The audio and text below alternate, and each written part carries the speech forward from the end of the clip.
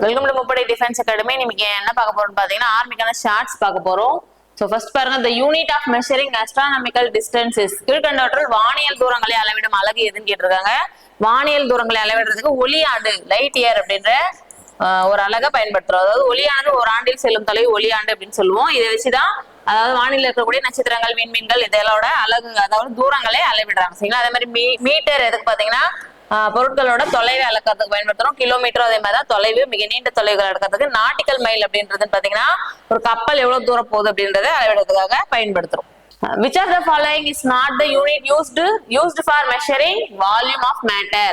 பின்னொன்றில் எது பொருளின் அளவை அளவிட பயன்படுத்தப்படுவதில்லை? பொருளோட அளவை அளவிட எந்த அளவு பயன்படாது அப்படின்னு கேக்குறாங்க. சோ ஒரு பொருளோட அளவை அளக்கணும் அப்படின்னா பாத்தீங்கன்னா லிட்டர், கன சென்டிமீட்டர், மில்லி லிட்டர் இது எல்லாமே பயன்படுத்துவோம். இல்ல கலோரி அப்படின்றதான் பயன்படுத்த மாட்டோம். கலோரி அப்படின்றது என்னன்னு பாத்தீங்கன்னா ஒரு ஆற்றலை அளவிடக்கூடிய ஒரு அலகு அப்படின்னு சொல்லுவோம். Which of the following is used in thermometer? வெப்பநிலை மானியில் பயன்படும் தனிமம் எது? வெப்பநிலை மானியில பயன்படக்கூடிய ஒரு தனிமம் இது பாத்தீங்கன்னா மெர்க்குரி, பாதரசம் அப்படின்னு சொல்லுவோம். சோ இதுதான் வெப்பநிலை மானிகள்ல பயன்படுது. திரவ நிலையில் உள்ள ஒரே ஒரு உலோகம் அப்படின்னு சொல்லுவோம். உலோகங்கள் எல்லாமே எப்படி இருக்கும் பாத்தீங்கன்னா திடப்பொருளா இருக்கும். இது மட்டும் தான் எப்படி இருக்கும்னா திரவ நிலையில இருக்கக்கூடிய உலோகமா இருக்கும். சோ அடுத்து புரோமின் என்பது என்னன்னு பாத்தீங்கன்னா ஒரு அலோகம் அப்படின்னு சொல்லுவோம். நான் மெட்டல் அப்படின்னு சொல்றோம் இல்லையா? சோ அலோகம், நான் மெட்டல். இதுவும் அதே மாதிரி திரவ நிலையில இருக்கக்கூடிய ஒரே ஒரு அலோகம் அப்படின்னு சொல்லுவோம்.